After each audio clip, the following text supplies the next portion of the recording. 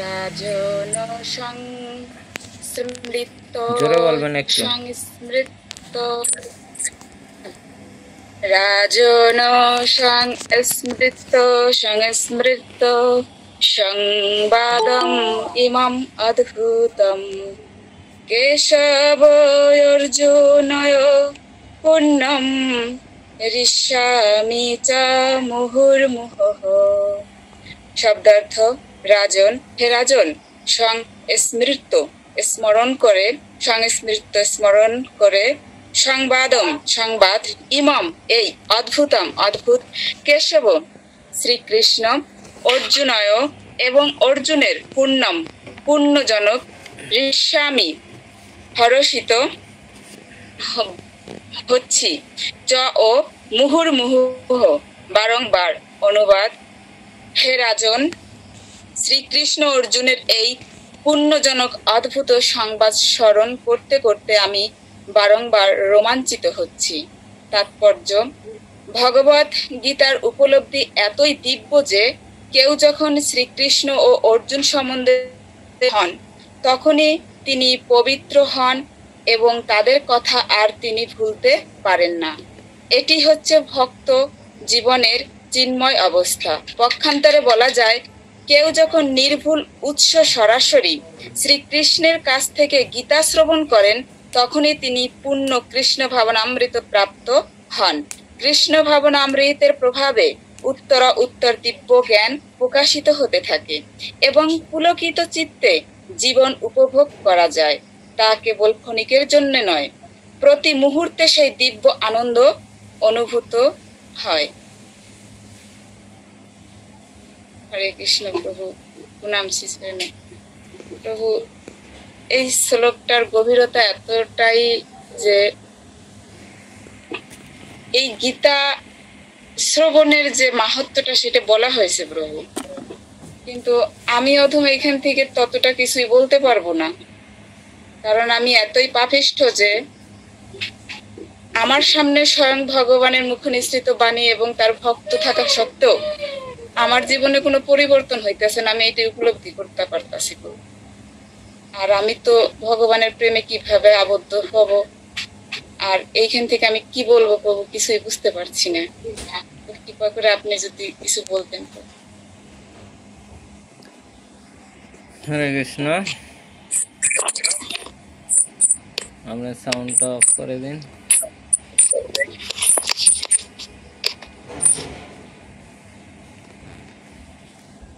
আমাদের এখানে খুব সুন্দর কথা বলেছেন যে ভগবত গীতার এতই চিন্ময়, এই গীতার বাণী দিব্য চিন্ময়,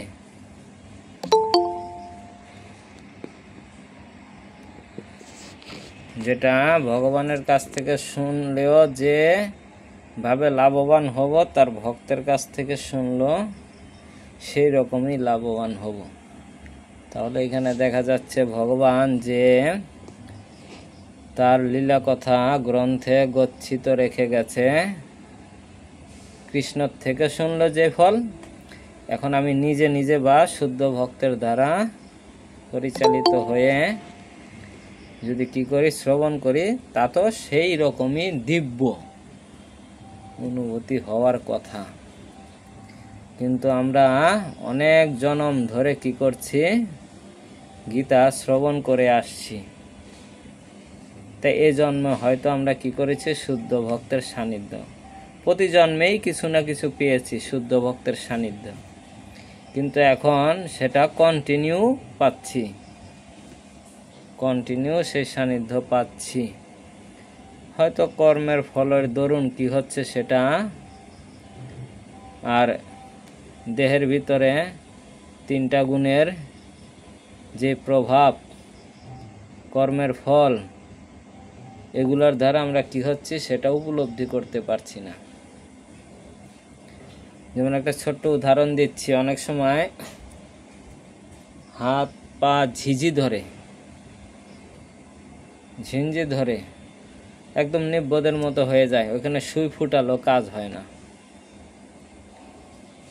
আর যেটা ঝিঞ্জিটা যখন আস্তে আস্তে কি হয়, অপসারণ হয়, আস্তে আস্তে কমতে কমতে কমতে কমতে থাকে, তখন ওই একই জায়গায়, যে জায়গায় সুই ফুটানো হয়েছিল, ঝিঞ্জি ধরেছিল, সেখানে আবার কি করেছি, ঝিঞ্জিটা চলে যাওয়ার পরে কি হয়েছে, সেখানে আবার সুই ফুটালাম।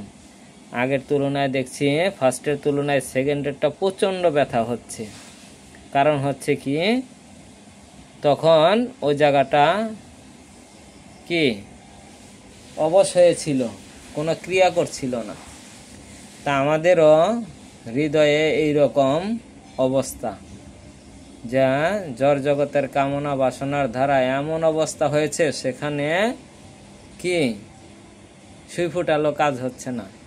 মানে এই দিব্যবাণী শ্রবণ করছি, কিন্তু অ্যাপ্লাই করতে পারছি না, সেখানে কাজ করতেছে না। আবার অনেকের কাজ করতেছে, কিন্তু হচ্ছে কি সেটা কি করতে পারতেছি না, প্রকাশিত করতে পারতেছি না। নানান রকমের বন্ধন আছে, হ্যাঁ, 3টা গুণের কারণ আছে, বন্ধন আছে, এ সমস্যা ও সমস্যা। তা আমরা শ্রবণ করতে থাকি, কোনো সমস্যা নেই। অবশ্যই একদিন কি হবে, সেখানে ফুল ফুটবে। বীজ যদি থেকে থাকে, আর কম বেশি যদি, অনেকে বলতে পারি যে বীজ আছে কিনা তাও জানি না, না, অবশ্যই বলতে পারবেন।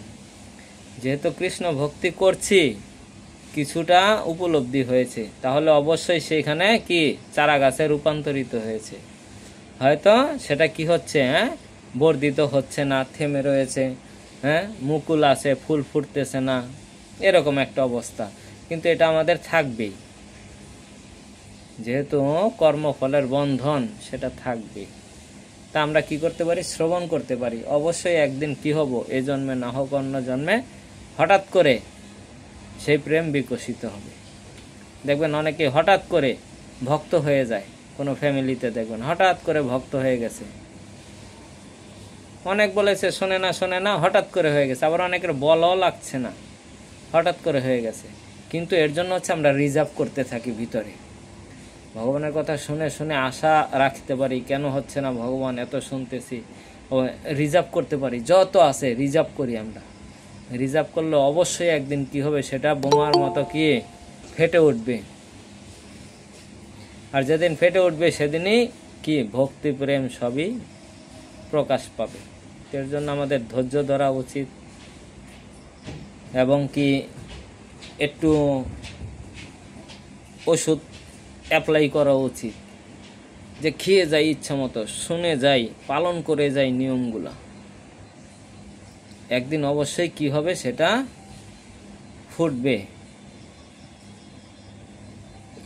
তা যাই হোক, এখান থেকে কারো কোনো প্রশ্ন আছে?